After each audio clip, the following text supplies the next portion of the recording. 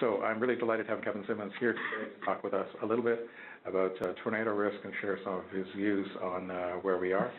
If I turn it over to Kevin. Thank you, Paul, for inviting me, and thank you guys for being here. I sure appreciate it. As you're going to see very quickly, am from Texas, and you'll probably note that in my accent pretty well. The land of bull riding, college football, and of course our state flower, the bluebonnets, which are just emerging right now. We're just starting to get the bluebonnets in the state. I am employed by Austin College, and I have to give a little bit of disclaimer here. Austin College is not located in Austin. We are north of Dallas, but we're the oldest college in the state of Texas. In fact, Sam Houston was on our first board of trustees. We're different for most colleges in Texas. When people think about college in Texas, they think about the University of Texas, which has 50,000 students. They think about Texas A&M, which has 45,000 students. So they may think about where I got my doctorate, Texas Tech, which has 30,000 students. We have 1,300. So it's a very big change from those larger schools. But it is a great school to be at. Our kids are really good. In fact, I want to say one shout out about Paul and about ICLR. I met Paul about 10 years ago. And when we were here in 2006, I brought one of our students with us, Matt Jaremski, that ICLR was kind enough to give us some grant money to let Matt do a summer research project. Matt then went on and got his doctorate at Vanderbilt, and he's now a assistant professor of economics at Colgate. So I think this is something I'm very appreciative of, that ICLR has been an important part of Matt's life. And by the way, I did email Matt today to let him know that I was going to be here. I'll probably have a response from him when I get there. My publisher wouldn't let me leave here without giving a plug for the second book that we published. We actually published the first book that Paul mentioned, and it was released in February of 2011, having absolutely no idea that we were about to have a historic year. I was at a book signing at one of the AMS meetings in the summer of 2011, and my publisher was there. I simply suggested that we do a chapter on the 2011 tornadoes, and she said, no, you're going to do an entire book on the 2011 tornadoes, and you've got 3 months. So we do have a second book. I see someone has it here, that we put together and got published by the end of the year, or had the proofs to them by the end of the year. So this is my obligatory publicity for the book. If you look at fatalities, and when people talk about tornadoes, and I am going to talk about damage, but the real emotional piece of a tornado is the fatalities. This is what really grabs the attention. And Dan Sutter and I, as my co-author on both of these books, have spent a lot of time trying to model some of the issues surrounding the casualties. And so we're going to talk quite a bit about that. We're also going to talk some about the damages. The problem is modeling damages is a bit more challenging because the public data that we have on damages is not really very good. You can get some information from it, but it's problematic. But we're going to talk quite a bit about fatalities. Now, we have official records going back to 1950. We have anecdotal records going back to 1875. And so what you see here is the fatalities from 1875 all the way through 2010. And something that jumps out at you real quick on this is that in the last 20 years of the 20th century, fatalities have made a dramatic drop, primarily due to the use of the warning technology that the National Weather Service began implementing in the 1950s. And it almost got to the point that we felt like, well, you know, tornadoes just aren't the problem that they were previously. But then you have, in fact, if you look at this same information on a death per million, it's even more dramatic than that. This is not my graph. This graph belongs to Harold Brooks, who's one of the leading researchers at NOAA's lab in Norman. So it really gave people a sense of complacency that tornadoes was not the natural hazard that we fear. Hurricanes, like particularly with Hurricane Katrina and things like that, were the ones that were getting all the attention. But then along comes 2011. On an average year, 21 tornadoes will kill at least one individual. But in 2011, we had 59 tornadoes that were killer tornadoes, a big change. This is a map, this is NOAA's map of the location. Now, you can see they're clustered, many of them are clustered in the southeast, but they're not limited to the southeast. We had a tornado that killed someone in Massachusetts. We had someone over here in Minnesota. So, I mean, you got killer tornadoes that were actually all over the place. In fact, I want to talk a little bit about Massachusetts, because if you look at the historical record in terms of damages, and you adjust the damages for changes in population, for changes in wealth, and then you do what we're going to call a normalization, which I'll talk about in just a second. Massachusetts, there was a tornado in Massachusetts in 1953 that to this day is still the most damaging tornado in history, once you make those adjustments. So you know, you get quite a bit of spread there. On an average year, we'll get 50 to 60 fatalities for tornadoes. In 2011, we had over 552 fatalities from tornadoes that year. You have to go back to 1925 to find a year that killed more people from tornadoes than 2011. So this got everybody's attention, and it really made a big impact. The exclamation point on the year was Joplin, Missouri. An EF5 tornado tore through the medium-sized town of Joplin, Missouri on May 22nd, which is a Sunday. This is a picture taken from a helicopter that was surveying the damage. This is a street in Joplin before the tornado. This is the same street after the tornado. This was a monster. This was a monster. I was invited to speak at the Weather Radiation Conference the National Weather Service put together to try to assess the year. One of the speakers there was the Emergency Management Director from Joplin. It was such an emotional speech, talking about what they went through. 151 people perished in that one event.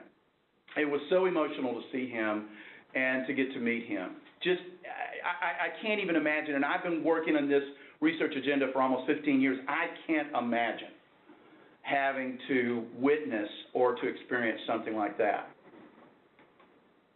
Now, another reason that it was such a profound impact on people was when you make a comparison to the years that surround it. Now, what I've done here is I've picked out some of the largest years in terms of fatalities. 1925 is in there with over 800 fatalities. That was the year of the tri-state tornado. We've got 1953, which we had 515 fatalities and so forth. And I've got those listed in red. But then I want to show you how this made such a huge impact on people, because we make an assessment on how bad something is when we compare it to our recent experience. And so in the next slide, let's look at 1925. There were 805 people that perished in the tri-state tornado, but if you look at the recent averages, in other words, the 5 years prior to that, their average was 238. Well, you look at 2011, and our average is only 57 people were perishing.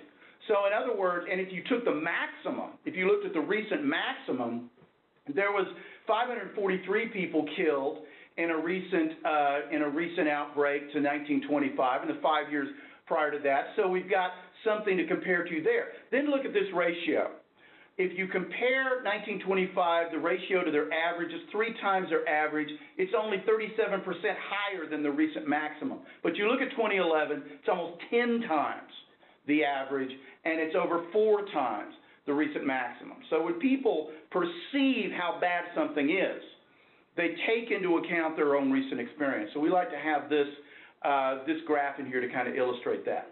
In terms of losses, now these are only losses through May. This data came from the Climatic Data Center that NOAA has, and through May they had $23 billion in losses from tornadoes.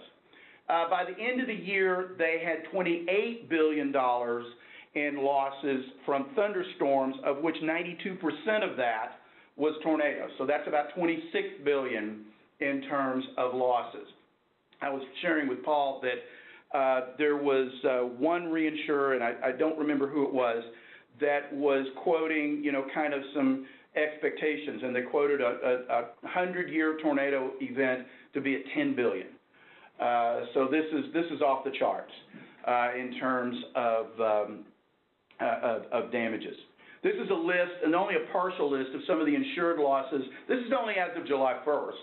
And so you see, all states up there with $2 billion, State Farm almost $2 billion, Travelers at $1 billion, and so forth. So this was a attention-grabbing year in terms of tornadoes, because I think we had lulled ourselves into a sense of complacency in regards to the kinds of damage and the kinds of casualties that you can expect from tornadoes.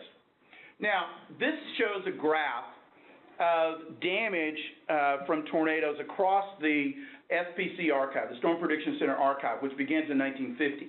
And you'll see that this only goes through 2010. And again, we've got a very low level of damages in the years since 1974. So we had over 35 years where damages were fairly small leading up to 2011. Now, I say this is normalized. I'm going to talk a little bit about what I mean by normalized damages, because you have to have some basis of comparison of how you view previous events. How do they compare to this year?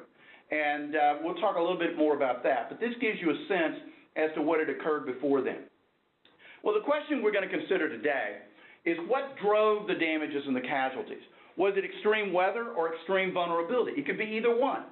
You could have a situation where the tornado hits in the worst possible case, that with the most vulnerability, so casualties are driven up, damages are driven up because of that extreme vulnerability.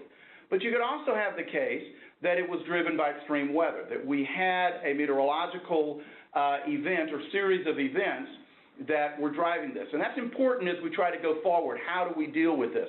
Particularly the insurers and the reinsurers need to consider this when they're modeling what potential losses are going to be. We need to think about how often does this occur? What drives these kinds of things? So that's a question that we're going to start with. Well, in terms of vulnerability, now this is talking about casualties.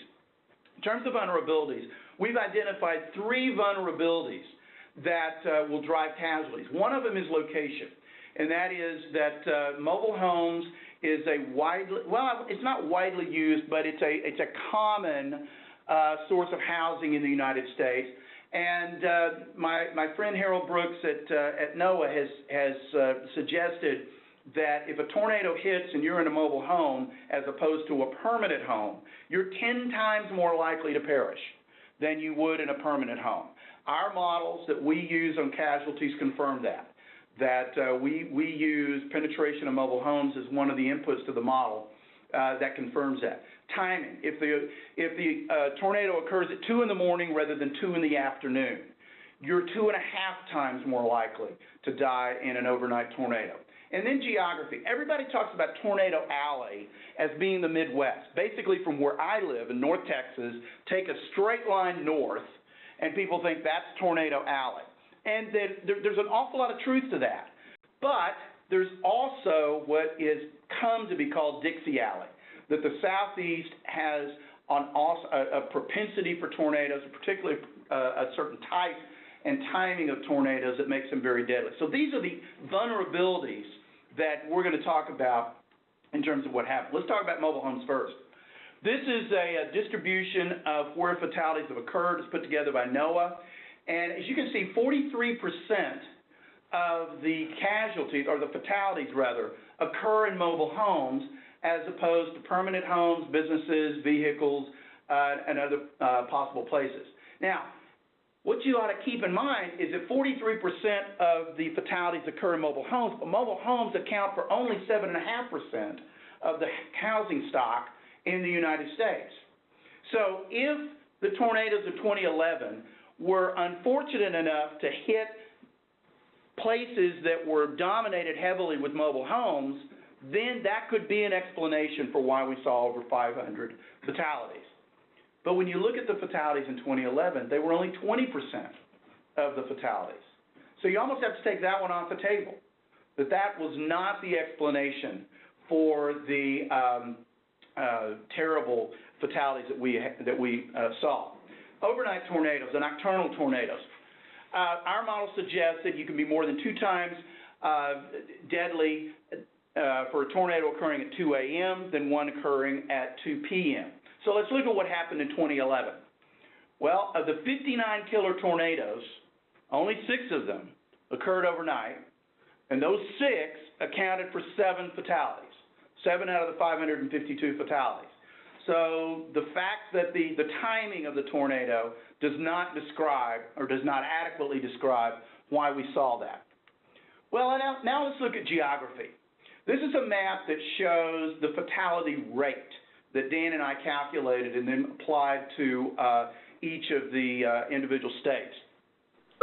4% of the fatalities in 2011 came from states that are colored red or yellow. And of course, the red you see is kind of got this diagonal going from the Midwest down through the Southeast. 86% of the casualties came from red, these states, or from a county that borders a red state. Joplin, Missouri is in a county that borders Kansas. So that's 151 counties came from Joplin, which is right about there. So it's right there on the border. So geography is obviously something that we have to look at. The tornadoes occurred in a part of the country that has a disproportionate fatality rate compared to other parts of the country. But having said that, you have to peel the onion back just a little bit more. The disproportionate share of fatalities in the Southeast can be explained to a high degree of the disproportionate shares of mobile homes. There's a lot of mobile homes in the Southeast compared to other parts of the country. They get a lot more overnight tornadoes in the Southeast than other parts of the country, and there's that vulnerability.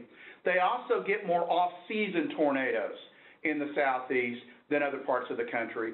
So when I say off-season, I'm talking about not April and May. I'm talking about something that would occur in February.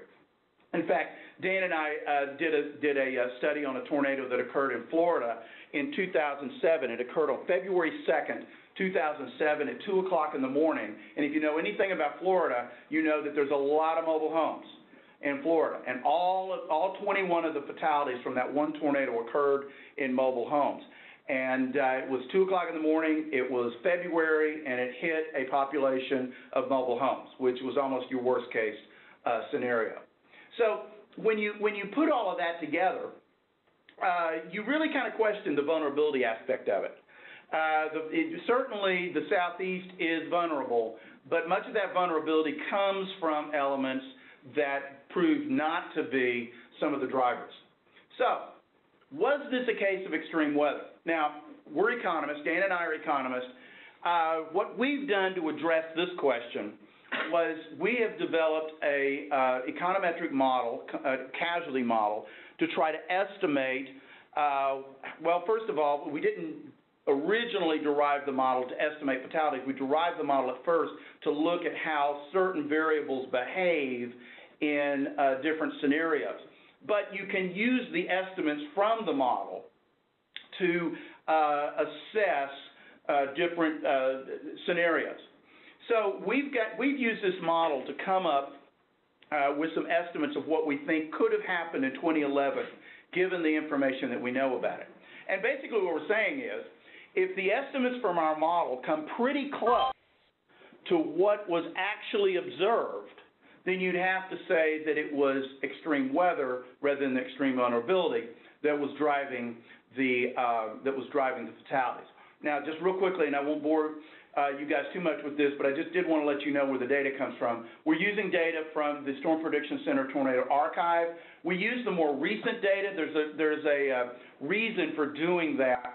The SPC Tornado Archive in the earlier years is not very robust in terms of the number of tornadoes they're actually reporting. For instance, in the 1950s, they only have about 200 tornadoes a year. There's obviously more than that. There's 1,200 a year.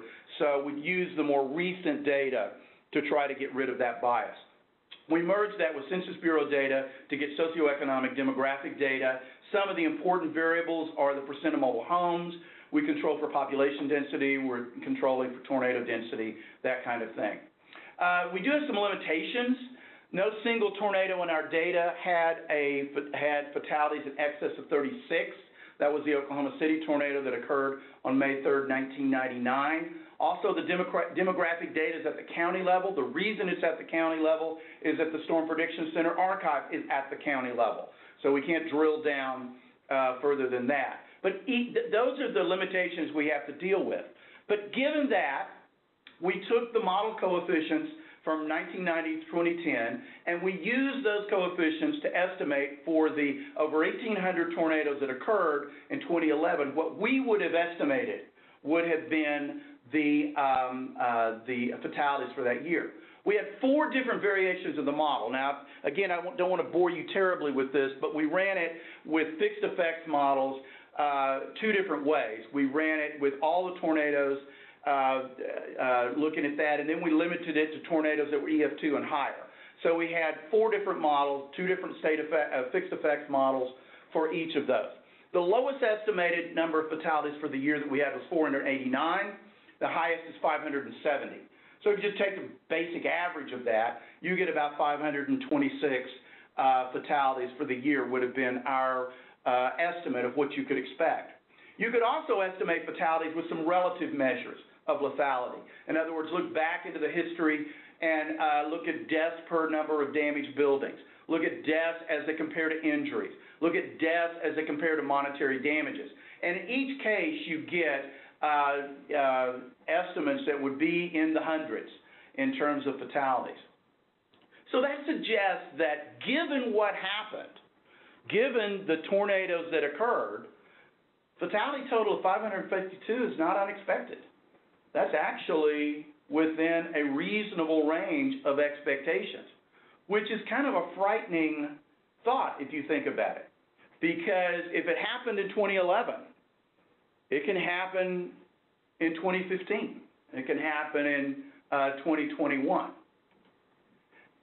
And that brings us to the next question.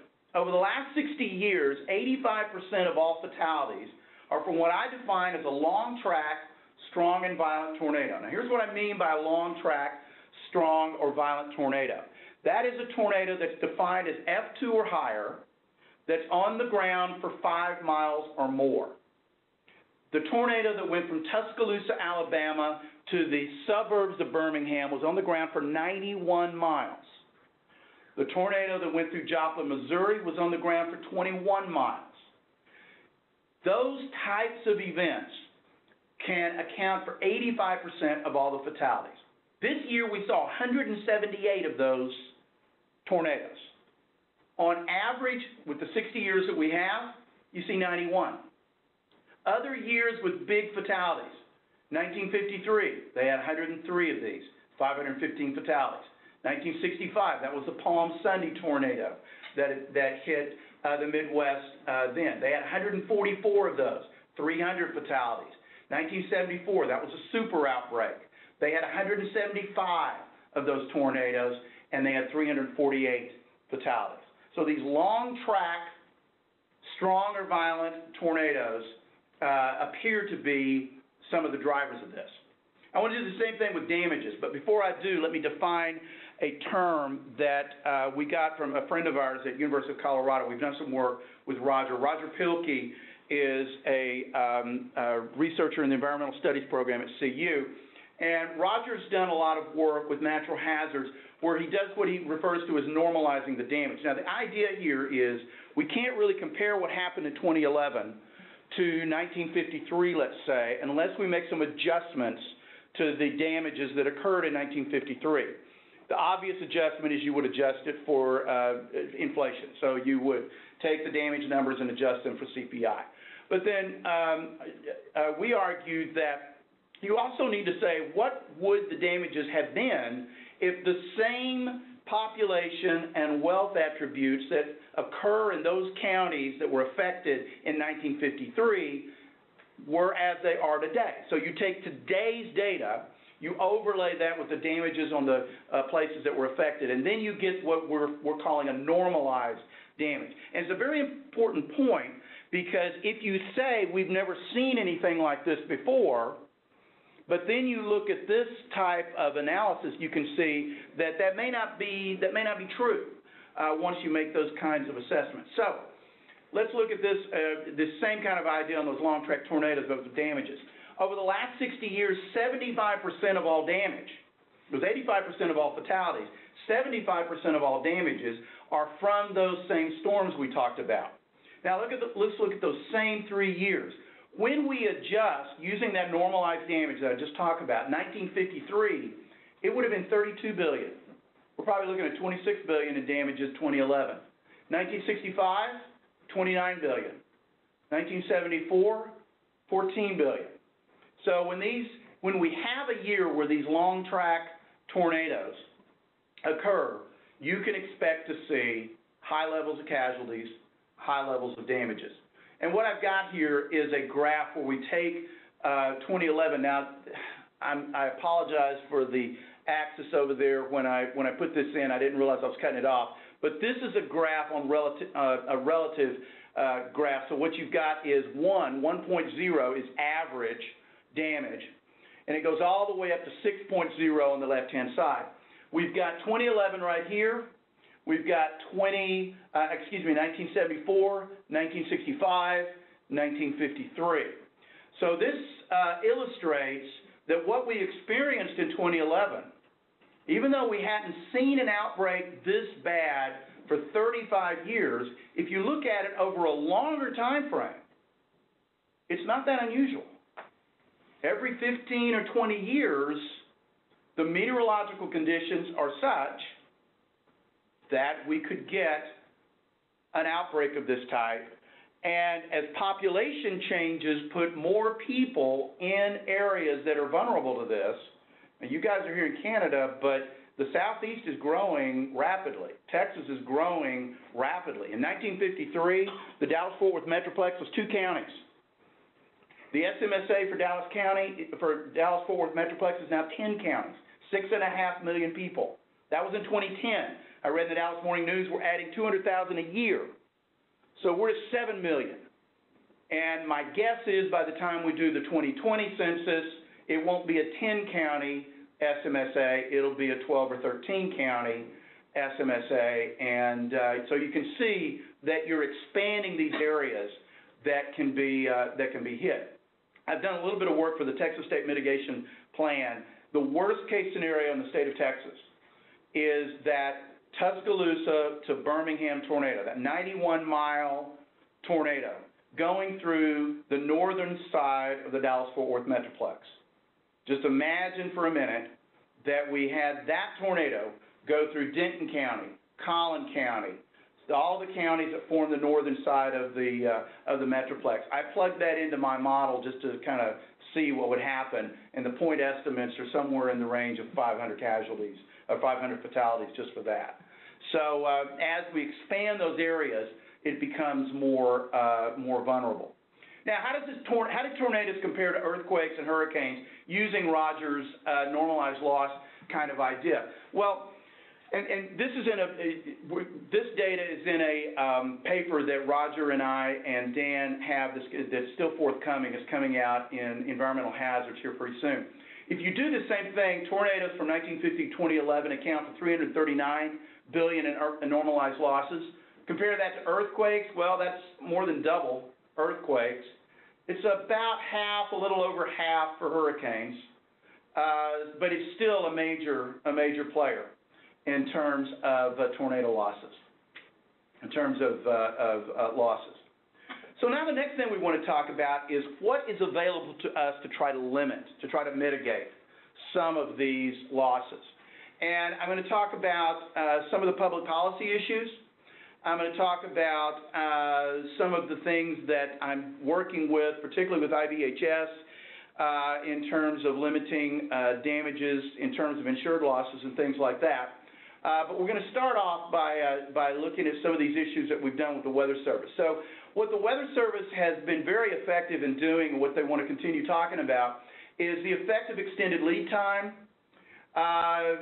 getting some discussion about public funding of shelters, dissemination of issued warnings, how do people receive their warnings, and then probably the most controversial thing that Dan and I brought up in the last little bit is the quality of the warnings, the false alarms. Is there a cry wolf effect? and that's gotten us into a little bit of hot water with our friends at the Weather Service. Extended lead time, let's talk about that. Currently, the average lead time is about 15 minutes. That's triple the average lead time from 20 years ago. A great argument can be made that it was the implementation of warnings in the first place that began the decline in casualties that we've seen over the last 50, 60 years. It was the implementation of Doppler radar in the 1990s that allowed the Weather Service to triple the lead time from 5 minutes to 15 minutes. Well, here comes the economist. Economists always want to talk about marginal benefits, marginal costs. Our models show that we get diminishing returns for lead time after about 15 minutes. That once you hit 15 minutes, that the increase in lead time no longer has a positive effect on casualties. In fact, it has a deleterious effect on casualties. And if you'll think about that, it really makes sense. How long does it take for you to receive the warning and do whatever is available to you to protect yourself and your family? It doesn't take long. If, on the other hand, you have people sheltering for a very long period of time, what do they tend to do? They leave. They leave. And all you have to do is read the assessment that the National Weather Service did on the Joplin tornado to see about that. It's I did an analysis of that for the New York Times back when they released it last summer. And it was talking about some of the anecdotal evidence of the people who would heard the sirens. What did they do? Did they run to their basement? They went outside, looked around. Do I see it? I mean, it was really chilling to read their assessment. Well, this is important because, again, I was at the Weather Ready Nation conference where they were talking about this. And one of the things that's being discussed is should we give the warning not on the, we've seen the tornado either by radar signature or by spotters on the ground, but should we give the warnings on our forecast of the tornado? Now you're talking about lead time measured in hours, not in minutes. What would you do with that if you had the warning that early in advance? Would you evacuate? Well, that brings up a whole different set of questions, and I'm certainly not knowledgeable enough to say that's a good idea, that's a bad idea. There are plenty of anecdotal evidence of people who've evacuated in the advance of a tornado and survived to tell about it. There is also anecdotal evidence that people get in a car which is far more vulnerable than their house, and then you lead into the possibility of, well, we want it to be a targeted evacuation, but once you do that, what happens? People jam the highways and so forth, and so it brings up some interesting questions. Now let's talk about safe rooms. Now, before I go into this, I have to tell you, I got my doctorate at Texas Tech, and we were talking to some of the wind engineers here. They know one of my advisors, Kishore Mehta, who's now at National Science Foundation. But Tech has developed a way to build a small room, like a closet, such that it will survive an EF5 tornado. The gentleman who designed that was not Kishore, but it was actually Ernie Kiesling, who is now retired and is taking it on as his life work to kind of promote this. This is a cannon. They literally shoot 2x4s out of a cannon, 250 miles an hour, to see if the wall will survive. And they've designed that. We now have one of these at my house, not at my insistence, but at my wife's insistence. She informed me that she didn't want our house to get hit by a tornado, and the headline reads, "Noted tornado researcher does not have safe room and is injured or killed when the tornado went through his house." So, with that in mind, but you're going to see why the economist in me has a little bit of difficulty in this. In fact, I'm still in hot water on this particular one. Because the issue that we worry about is public funding. If you're going to have the public money be used to pay for these things, and this is being done. This is being done in the state of Oklahoma. In fact, it's being done in my county right now. I paid $4,000 to build this safe room in my house, and the Grayson County was willing to give me $2,000 on that. And so my job as an economist is to say, okay, money well spent because there are trade-offs involved. We could have spent the money on something else. How do you go about that? Well, the way economists go about it is we look at the value of life. And Kip Viscusi, who was at Harvard, now he's at Vanderbilt, has done quite a bit of studies on this, and has come up that said, okay, if a public policy question is being addressed, we would assume that a reasonable estimate for value of a saved life or avoided fatality would be $5 to $10 million. So we've got to calculate what is the cost of the avoided fatality to see if it falls within this range. So what Dan and I have done is come up with a little bit of back-of-the-envelope estimate to come up with what is the cost per avoided fatality if you're going to have this program in place for your state. And this is some of the, variables that we have going into that. So let's look at Alabama. If anywhere they would justify the public funding, it should be Alabama after what happened in 2011. Excuse me. Alabama in 2010 census had 1.5 million single detached housing units. On average, across the 61 years, including 2011, there's a little over 3 fatalities. Let's assume that the subsidy was $2,500. There's a 50-year life to the shelter, and the discount rate is 3%. Let's do the same thing for mobile homes. Mobile homes is 291,000 mobile homes in the state of Alabama. Mobile home fatalities are higher than permanent home fatalities, 4.26, same assumptions on the shelter cost, shelter life, and discount rate. Running our calculations, to avoid one fatality, this program would cost $47 million for permanent homes. To avoid one fatality in mobile homes, it would be $6.5 million. And then some people say, well, you're not giving any value for the peace of mind of having it. Even if your house never got hit by a tornado, there is value every time you get a tornado warning. So let's try to put that in there. So we tried to manipulate our model a little bit to come up with some estimates for peace of mind. But even then, permanent homes still don't fall within that range that's considered reasonable. Mobile homes already did, but now they're even more so within that range. So in terms of a public policy question, should we be using public money to pay for this instead of, say, using that public money for cancer research or some other type of use? There could be an argument for mobile homes, but it's a very difficult argument when you're talking about permanent homes. It really is difficult to justify. And to the consternation of my spouse, I did turn down the $2,000 subsidy. I don't think we actually were eligible anyway because I used a different door on the shelter than they were suggesting we use. Instead of using the metal door, what we did was we took our entrance hall closet and converted it. We ripped all the sheetrock off. We put anchor bolts around into the foundation. We used Simpson ties for every connection. Then we put 3/4-inch plywood, 16-gauge steel, 3/4-inch plywood, and then you have to talk about the door. Well, what the recommendation is, it's a steel door, but this is inside my house.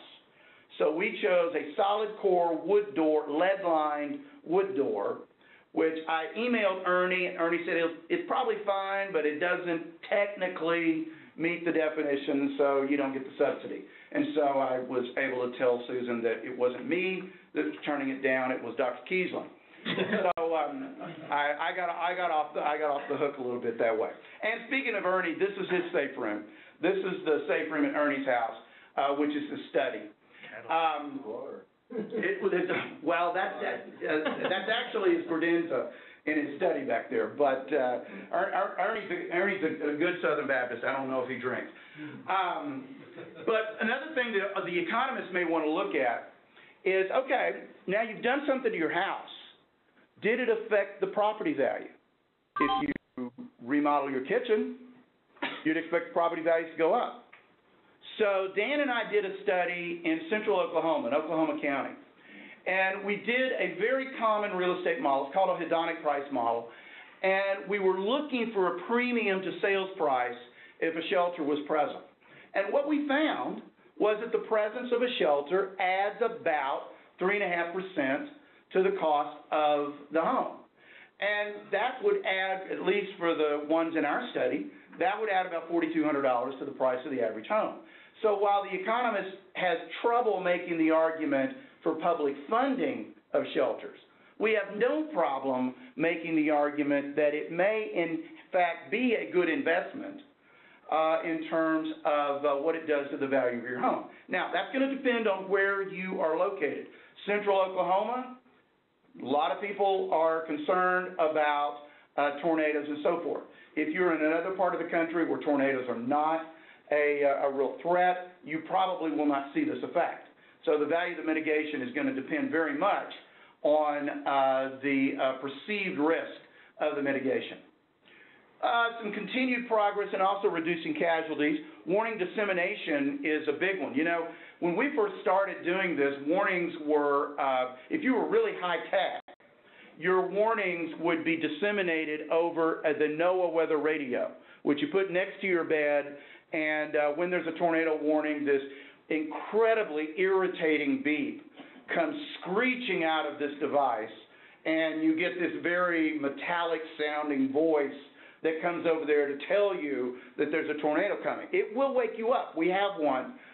It will work. Today, there's so much more sophisticated than that. Tornado warnings are disseminated by text messages. They're disseminated using reverse 911. There's all kinds of ways that we're disseminating that, and that will go a long way toward mitigating that nocturnal tornado threat that we had. Because why is it so much more lethal overnight? People are asleep. They don't have the TV on, they don't have the radio on, and if they don't have tornado sirens, they're not going to get them. Another one that could use some work is warning quality. Our research does show that there is a cry-wolf effect. In fact, we have shown that a 1 standard deviation in the false alarm rate increases fatalities by about 20%. So one area that the Weather Service could look at that would really get some advantage to them is to look at the quality of the warnings. And they are, in fact, doing that, that there is a cry-wolf effect. Well, let's talk about limiting damage. Now, we've got engineers here, so I probably need to show these graphs. But if you want to make your house more structured, increase the integrity of the structure of your home from wind, you need to start at the foundation. And you need to make sure that the base plate, that 2x4 or 2x6 that's sitting on the concrete, is either bolted into the foundation in some way or strapped in, as they're kind of showing it here. To do that, you've got to put some what they call J-bolts into the foundation before the concrete sets, that then you can drill down or put the 2x4 on there, and you can bolt it to the foundation. So that's number one. The next thing is you go up to where the walls tie into the roof, and you use these Simpson ties of these hurricane straps that you tie into the roof. In other words, you're getting what the engineers would call a continuous load path, that from the roof all the way down to the foundation, this building is tied together. You've eliminated much of the weak spots in terms of the roof. This is another illustration just showing the same thing, type of foundation connection. So these are the kinds of things you'd want to do. Now, the problem is you need to do that when you're building the house the first time. It's very difficult to come back and mitigate an existing house. It can be done, but it's expensive and it's very difficult to do. There was a builder in Oklahoma City that after the '99 tornado went to the engineering department at OU and said, look, how can I build a better product? What can I do to help? And this is basically what he told him to do. He also said, well, we need to strengthen the walls, so instead of using gypboard on the outside, use OSB. We need to, do a couple other things. We interviewed him. He said it added $500 to the cost of the house. $500 to the cost of the house. And he attributed most of his increase in sales from that point to the fact that he was doing this and his competitors were not. So this is something that can be very effective in terms of doing. The IBHS has a program to talk about this called the Fortified, and you know they've changed their name now. Paul, maybe you can help me. Do they go by IBHS or IIBHS? They've changed their name again, and so they still prefer IBHS. They still prefer IBHS. Yeah. Okay. All right. Well, let's take one of the I's off, because I know it's now the Insurance Institute for Business and Home Safety, but I didn't clear that with Julie before I did this. But this is their program, and they've got 3 levels: the bronze, the silver, the gold, depending upon how much of that you want to put into place. But keep in mind one thing about the Fortified program: it was designed for hurricane areas. It was not designed for tornadic winds. So I think there is, when you get an EF5 tornado with the cyclonic wind forces that could exceed 200 miles an hour, I still think the jury's out on, can you build a house that will withstand that? I don't know the answer. I'm not an engineer, but I'm a little bit. I would be more confident for hurricane winds as opposed to tornadic winds. One other thing I wanted to mention when it comes to damage, I'm changing hazards on you. We had a hailstorm in Dallas last summer. Went through the northern, let's see, about where North Park Mall is, so it's about, 5 miles north of downtown Dallas, and it went through the busiest highway in Dallas at rush hour into some of the residential districts. Some of the estimates were $2 billion in damages from a hailstorm. So this got me thinking that we needed to talk about hail, and I contacted a buddy of mine who's at Wharton. Actually, he was at Austin College, but Wharton maliciously stole him from him. We have yet to forgive them for that. But anyway, he's at Wharton now. And so we got together with some of the folks that work with Howard Kunruther's center there, Insurance Services Office, Travelers Insurance, and so forth. We got some of their data. What we're looking at is building codes and the enforcement of building codes. ISO has a rating system on building codes that we employed in the state of Missouri and hail losses to see, were the communities that better enforced building codes, was their loss experience different than communities that had less enforcement on their building codes? And basically what we're finding is that the better enforced building codes reduce damages by about 20%. We are going to submit this paper probably this week. Jeff and I have been bouncing back and forth. We're still trying to get Travelers to sign off on some of the verbiage. I was really surprised that a vice president at a major insurance company would spend so much time talking about literally 3-word descriptions of something, but they are. And we're finalizing that, and then we're going to submit it. Probably the Land Economics is the journal that we're thinking about doing. But wanted to show you that also this type of work is being done in other hazards. So wanted to talk about that as well. Jeff and I have also done some work on tornado mitigation, hurricane mitigation as well. We expect on this, we're only doing this for the state of Missouri, this first paper. Travelers has already indicated to us, as well as ISO, that they're willing to give us data that we can maybe get broader than this and do a nationwide study on that. So this may be the first in several studies. Now, my last question I want to ask is, could it have been worse? Because 552 fatalities is awful. It's terrible. And in this day and age, when we just weren't used to having tornadoes do that kind of damage, but I want to pause for a minute and just ask this question. Let's look at a tornado that occurred 60 years earlier, or a series of tornadoes, 1953.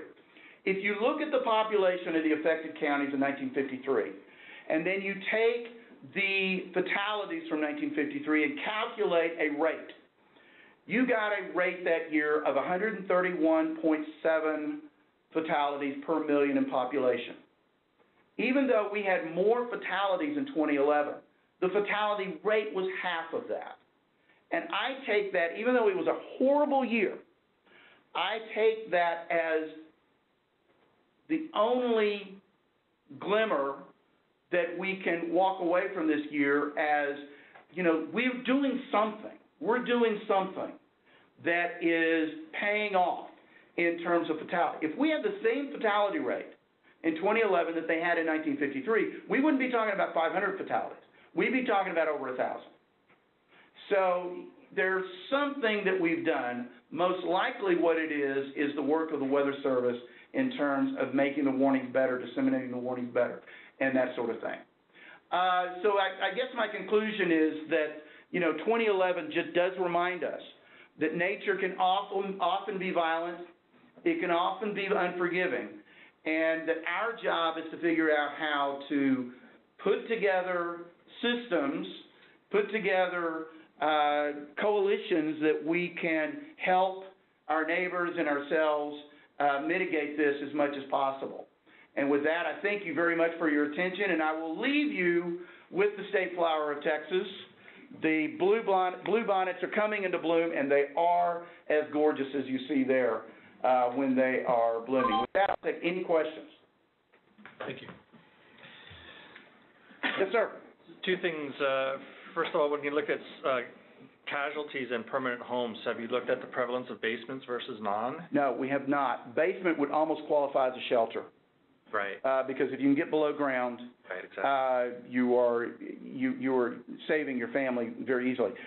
Basements are fairly common in the Midwest. They're not very common in Texas. They're not very common in the Southeast. It's hard to dig a basement in the Southeast because of the water table. So basements are not a common use of that. We would have to know the penetration of basements to be able to tease that out.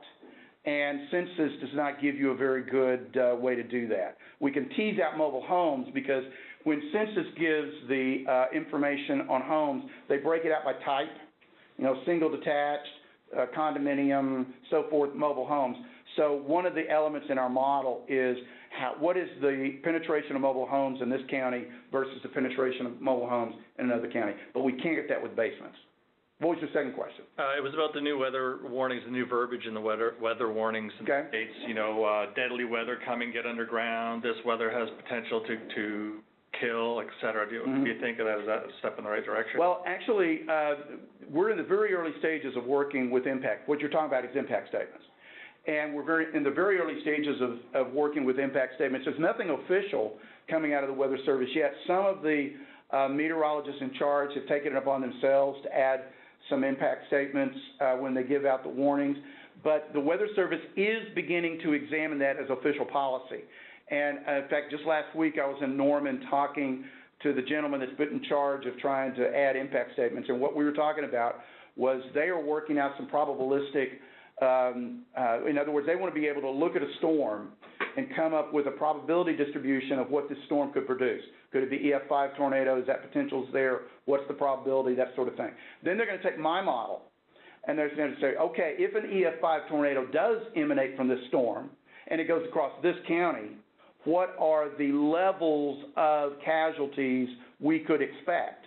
And from that, they're going to formulate impact statements. It'll probably be, when Lance and I were talking about this, it'll probably something in categories, kind of like, you remember a few years ago the U.S. had the terror threat where they did it in kind of categories. Well, they're thinking the same. They're not going to give a number like 500 people could be killed. They're not going to do that, but they're going to say, okay, catastrophic, deadly, or something like that, categories. It is being talked about. Yes, Paul. I have two questions. The first one is, I've been concerned that the terrific progress that you've been able to make and others looking at the impact of tornadoes and actions that can be taken typically focus on events, the length of the track, the speed of the wind, and a variety of things around a particular event. And trying to better understand that risk and how that's changing and how to manage that risk and how to live with that risk. And it's my sense, as an economist trying to think about meteorology or whatever, that a tornado is something that occurs in the midst of a large weather event. Mm-hmm. And I believe there's some weather events that lead to several tornadoes, all coming out of one event. And so we're thinking about the risk. It's not a single tornado that may stay on the ground for a long time. It may have stronger or weaker wind. Mm-hmm. It's actually sometimes a swarm of events, Right. cluster of events, Yeah. something that occurs. I don't even know whether these weather patterns occur over a day or several days. And it is not just in one state or one part of the country. It moves en masse right across the country. And so when you're trying to take, sometimes it was a short period of time, you did a lot of terrific work with 20 years of data. Mm-hmm. But again, some of these risks, we're talking about the 100-year, the Right. even longer sort of risk. We don't have data over the period we would love to have. But I think we've got constraint on how we've been looking at some of these risks, because eventually you go out and do a damage survey and you look around and you write down what happened and the mayor of this town trying to react to what happened in Joplin or whatever. But I think we're missing looking back at the broader risk and the risk that's looking at this whole cluster of outbursts that are potentially happening. Mm-hmm. You shared briefly one of the modeling saying, the worst tornado we can imagine, or a 100-year tornado, is a $6 billion risk. Well, the 100-year event is not a single tornado, it's actually a cluster of tornadoes, whatever. Anyway, your sense of the perspective we're taking, does the data only allow a particular perspective? Or? The way the SPC archive is put together, they don't have the tornadoes linked in the way you're describing it. Each tornado is an individual observation in the archive. And so just in terms of our econometric model, that forms the basis of the model. That is the basic observation in the model. Now, I think what you're alluding to is one of the things, because when I had my discussion with Lance Rothkopf at Norman last week, he wants to look at that system that's coming through, and he wants to begin to see what is the probability, what are the variables that are driving the probability that this system could spin out, a EF5 tornado versus an EF0, multiple tornadoes, and so forth. So I think the research is going in that direction. And if we could get data that would link the clusters, then we could do exactly what you're referring to. Right now, it's not available to us, but it is something they're at least thinking about. And I'm glad you mentioned that, because when I talk to Lance in the future as we start to develop this, I may ask him, look, can we link these things in systems? Because if we could, then you're not talking about the Tuscaloosa to Birmingham, Alabama. You're talking about the entire system that drove all of the tornadoes on April 27th. And that may be a very different question. You said you had a second question. I did. Again, it's a challenging one. That's fine. So those of us as economists drawn into this dialogue about the impact and trying to understand the assessment today about tornadoes, but also other perils going on with it. There is property damage data that shows for most perils the losses are getting worse and worse and worse before you make the kind of normalization, kind of adjustments you've talked about. So how can our profession help people understand what's going on? Because it is a different world that we're operating in, and it's not just inflation that we want to adjust for. It's much more complicated. One of the challenges in all of that is that, especially over the time horizon that you were sharing with us and the normalization analysis you were sharing with us, there's also been some important societal changes, particularly on the mitigation side. We have warnings that are quite different than they used to be. Right. We have a building code that is different in how things are being done, et cetera. And bringing that into the analysis is certainly a challenge. It's not straightforward how you would do all of that. For me, I would find it disturbing if part of the normalization work that you've done here was to say, every 15 or 20 years, we've had these really bad tornadoes in the United States, and 2011 was another one of these extraordinary years. But if you make all the adjustments for the economy, whatever, it's sort of like some of these years we've had in the past. Well, 2011 should be quite different than those other years in terms of the availability of warnings. Yeah, we still had the deaths. The expectation of the construction of the buildings, I would hope, was better than it was 50 years earlier. Yet the property damage looked like after the normalization. So there's something going on here that you found similar results without adjusting, in my sense, for mitigation. So if we believe that there was better warnings and better construction knowledge and whatever, things were actually worse in 2011. There was something extraordinary going on that seems like it's beyond just the size of the outbreak and the number of events and whatever.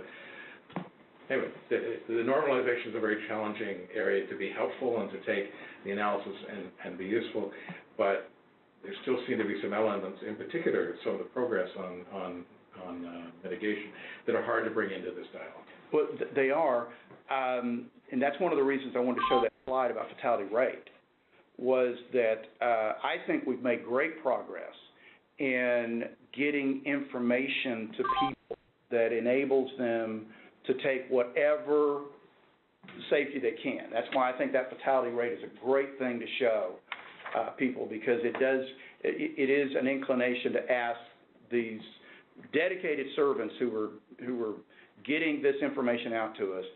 It's good to see that at least I believe they're getting something right. Now, on the construction, that is a very difficult thing to model. We don't have the only time we have modeled it is like you and I were talking before class. We did a study for IBHS where we looked at Hurricane Wilma and we divided the damaged properties up in terms of building code vintages, because the state of Florida enhanced their building codes dramatically after Hurricane Andrew. And so we were very interested in what that found. And what we found, and this is a little bit against something you said, Paul, we found that older homes actually perform better than homes built in, say, the post-1980 area. And that we also found that that once the state of Florida implemented their new building codes, they perform much better. But other than the state of Florida, most new construction is pretty bad in the United States. One of my fellow tech alums is an engineer named Tim Marshall, and some of the engineers, you may know Tim. Tim does all of this after event information. He puts pictures out on his Facebook page and on his website and stuff, and it's just amazing. And Tim will tell you that the construction today is just deplorable. We haven't learned anything. What we've learned is build it cheaper, faster, and get it out the door. So now how do we model that? I don't know. What I would love to be able to do is be able to get enough information on all the counties that we're doing, or all the communities. And this study that we're doing, I mean, the first pass at this is that study that we're doing on hail. Does the enforcement of building codes matter? And the answer is yes, it matters. In fact, we tried to break our model. This is kind of boring to the non-economists, but we ran what's called parsimonious regressions. In other words, we include different subsets of the variables trying to break the result, trying to make the result show, and the result I'm talking about is that it was statistically significant lower damages for the better implementation of building codes. And so you put this in there to try to break it. It never broke. In other words, we could not come up with a subset of variables that did that. So that's the first step in that direction. And if ISO is willing to give us their rating system across the whole country like they did in Missouri, we may be able to do that. But it is a tough thing. I don't think things are better, though. I think in construction, and maybe they are here in Canada, but in the United States, the construction is, we want it cheap, we want it fast, and we don't care whether or not a hurricane or a tornado or whatever. So, and that's kind of a downer, a Debbie Downer, I know, but that's kind of been my impression. Yeah. With that hail event, what was physically different in the code versus non-code? Because it's mostly cladding, window, roof damage. Code doesn't require hail resistance. I know. Cladding. So we were baffled by that as well, and we got Tim Reinhold, who is the chief engineer at IBHS, on the phone, and we asked him, said, Tim, does this look weird to you? And he said, no. And we're, okay, please explain to us why it's not weird, because we had that same question. And he said, he gave us a list of reasons in terms of The materials that are used in non-coded areas are going to be different than the materials used in areas with code. He went on through a list that, and the economist didn't understand Tim's engineering speak as well, but he went through a list of reasons, and we even include that in our conclusion on the paper that, we thought this was an unexpected result as well because it wasn't obvious to us what was going on, and so we had this conversation with arguably the leading expert in, this damage in the country, and this was his answer. So I'd have to defer to Tim on that. I mean, I was on the conference call when Tim explained all that to us, but no, he said that's very much in line with what I'd expect. So. My other question, so you did a study of shelters. Mm-hmm. I've talked to builders from Texas who basically suggest, there's cheaper ways to do these shelters. We could just take a pantry and spray foam the walls or something. Would that, save... Spray foam the wall with what? Closed cell spray foam. And that's going to stop a 2x4 at 250 miles an hour. Well, maybe not, but maybe you could get, 80% of the protection for 10% of the cost. Okay. Well, and your economics could work out. It seems like engineers always like to go to a pass-fail where you build this concrete bunker which nobody can afford, and realistically nobody's going to do it. Right. Well, I'd agree with that. Yeah. The problem that the economists have with the engineers is that I know we've got some in here, so I've got to tread lightly. But, and this won't be true about Canadian engineers. This is only Texas engineers. If you ask a Texas engineer, can you build me a house that will withstand a Joplin-style tornado, the answer is always yes. If you ask the second question, could anybody afford it? Well, they don't like that second question. They're inclined to say, why doesn't everybody build, this house?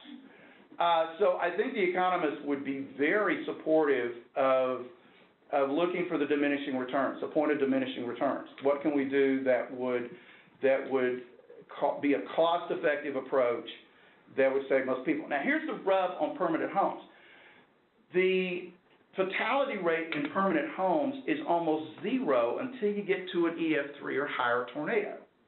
Now, what you just described, I doubt very seriously if an EF5, if an EF3 tornado hit that house, I doubt that cellulose wall would do much protection.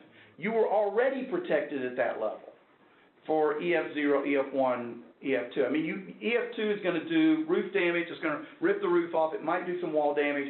So what you want to do is put as many walls between you and the tornado as you can.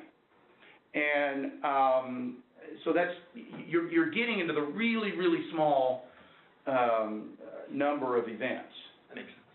Now, what we did on my house, and I know you guys had a question. What we did on my house was fairly inexpensive to install. I mean, we spent $4,000 on it, but we spent $4,000 on it because it was an entrance hall, and my wife wanted it to, look a certain way, so we did some of that. The door that our contractor used, most of that $4,000 went into that door. That door is a lead-lined, 2-inch solid core door.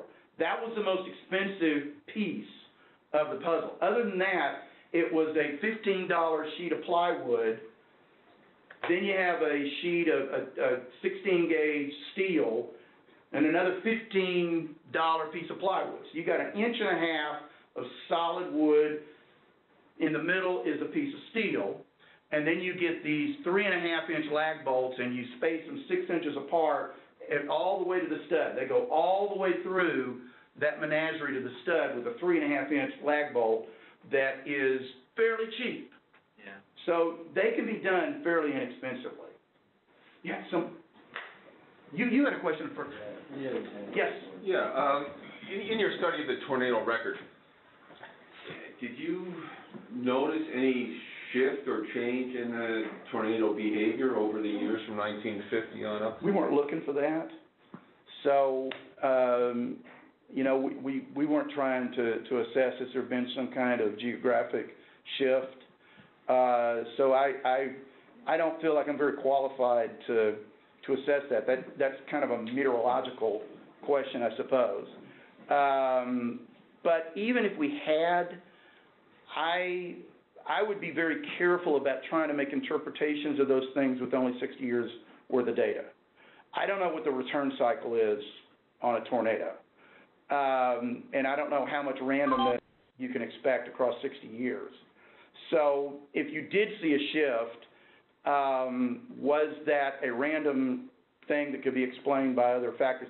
I just don't think we have enough data to know. And I think that was one of the problems that took the insurance industry by surprise a little bit, is that it had been 35 years since we'd had an outbreak like this. If your history only looks back 34 years, you would have said $26 billion in losses is impossible. But if you went back a little bit further, you would have said, oh, yeah, it's possible. Now, what if we go back another 100 years? We may see things in that framework we don't see now for the reasons that, it's, so I don't think I can answer that. One of the observations that I made when you were normalizing your data, Mm-hmm. and you were correcting by population density. And wealth.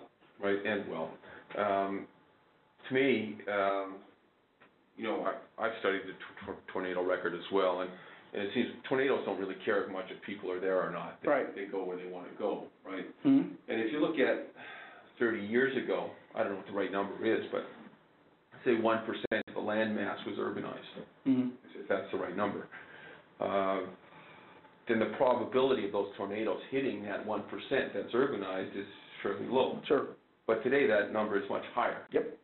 And if you would incorporate that in your normalization, I think the 500 fatalities we got in 2011 was actually a success and not a failure of our warnings. Yeah, well, that's why I wanted to put that fatality rate up there, because I think it was a success. If we were experiencing another thing that Harold Brooks did that we've kind of played off of, if we had the same fatality rate today that they had in 1925, when the tri-state tornado killed 800 people, we would have not an average of 50 deaths a year, but it would be an average of closer to 1,000 a year. So, because of the population shifts. So, you cannot ignore the fact that we're growing. And again, like I told you guys, when I was a kid in Dallas, when I was born in the 1950s, the Dallas Metroplex was 2 counties, Dallas County, Tarrant County. As far as I was concerned, civilization ended well before you got to the county line. Now, if you've been to the DFW Metroplex recently, it is a sea of concrete and rooftops. And it's huge. It covers 10 counties, and it almost covers the entire county. So that is a point very well taken, that we are more vulnerable, not because of the events, but we just have people and things in the way of these events. You had a question, I think. Yeah, a quick comment just on the last comment. Sure.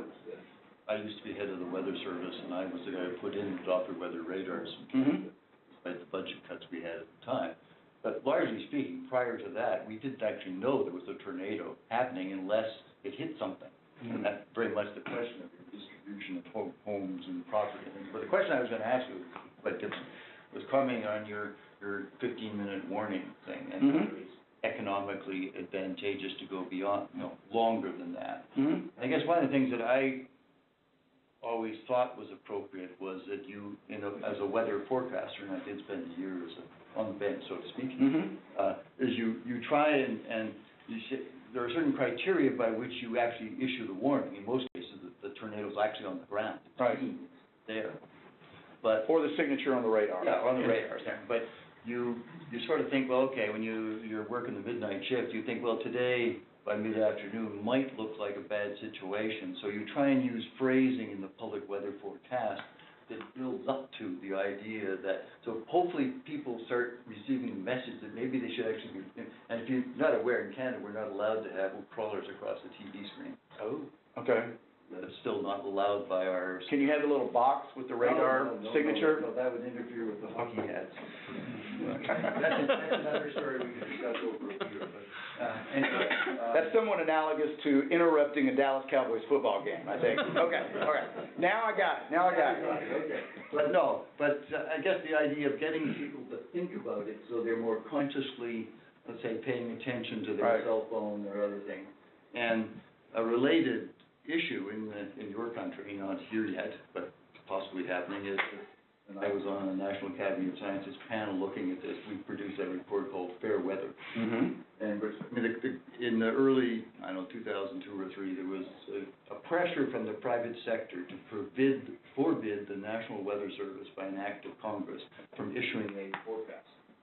But they wanted the National Weather Service to be only issuing warnings. And my argument on that committee is you can't just go from nothing to suddenly saying, there's a warning. Yeah. If people are not attuned and you build up that, is there anything you could show in your economic modeling that this is valid? Maybe I'm totally wrong. We did a paper on tornado watches, the effectiveness of tornado watches, and the paper we did on watch. Now, for those of you who may not be familiar, the way it happens in the U.S. is there's 3 levels. There is a preliminary level that never goes public, but it's known within the regional weather service that we have a condition that we need to watch. They don't make that public, but that's the first level. When they think it's developed to the point where the conditions are developing locally that could create a tornado, they give a watch. And then the warning is the final stage in this when they've actually observed it, either by signature on the radar or by spotter on the ground. So we looked at watch, which backs that process up, several hours. I thought, well, you're explaining it better than I would, so go ahead. But we found that it wasn't, the implementation of the watch didn't have much effect on casualties. Okay. It was a fairly innocuous event. Now, was that because people don't really pay attention until they get the warning? That I don't know, and I don't know how I tease that out. But the watches are not that element that you'd hope they would be, or at least not from what we could see. This may be changing. I mean, when you have a year like 2011, people's perceptions change, just like they changed about hurricanes after Katrina. It may be a paradigm shift. And we won't know that until we have another series of outbreaks. But it was one of those rare times that people get laser beam focused on something after they see such tragedy. There is just if I could quickly comment, there is a new international research program called Integrated Research on Disaster Risk. Susan Cutler's on that. I know Susan. I used to chair it, so I know what. But one of the areas we identified was what we called risk interpretation to action. How do people interpret risks, wording, warnings, all that kind of stuff? It was led by a psychology professor in terms of designing what this research should be. It's just starting, so what will come out, I have no idea. And that's probably one of the things that came out, because I think Susan was at the Weather Ready Nation conference that was in Norman too. But one of the things that I observed is that of the social scientists that were participating, the sociologists, the psychologists, the ones that are going to do those type of what I'd call kind of soft side research, where they're trying to tease out elements like that, they got quite a bit of play at that. I was one of 2 economists at that conference, and the other economist was only there because I made her aware. She wasn't invited. I made her aware of it. And she had been the chief economist at NOAA, and they forgot to tell her about it.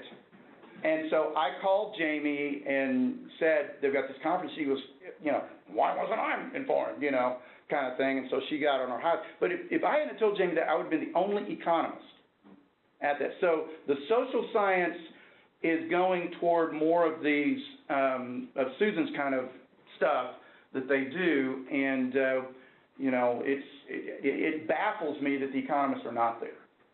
It also baffles me the economists don't want to be there. That's another issue, but it has to do with our discipline. We as a discipline don't play well with others.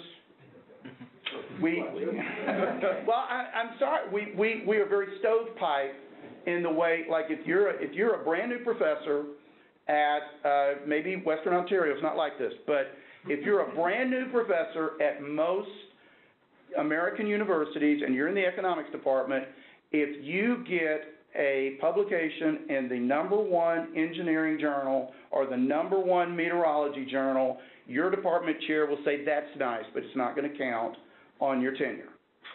And if that's the message you're getting, what are you going to do? You're going to avoid topics like I do. Now, I am very fortunate. I work at a school that doesn't care. They're very interdisciplinary oriented, so I can do that. But I know a lot of economists say, I would love to work with you, but I can't. So, I just make that comment. Yes. Oh, wait. He had a question. I need to cut him off. Yes. No, I'm an economist, and I think what you said is exactly right. I think I thought perhaps you got the impression that I was going to... I'd say every Oh, okay. But I do have a question, which is, when you're talking about damages, am I right in thinking that these are strictly property damage? I'm interested in indirect costs, and how long is the recovery period and so on. You look at some town that's been completely wiped out, and it's not just the loss of property. Everything they could have done there in terms of economic activity is not going to happen for substantial length of time. That question hasn't been looked at yet. When we're talking about damages, we're talking about the damages that are on that archive, and they are property damage. Now, recently, they have split those damages into two types, crop damages and non-crop damages. But prior to that, it was just one number. But it is property damages. But you're asking a great question, and this is why we need more economists to ask these kinds of questions, is what are the indirect damages? There's probably a multiplier that's fairly consistent. That, do you take the property damages and multiply it by 2?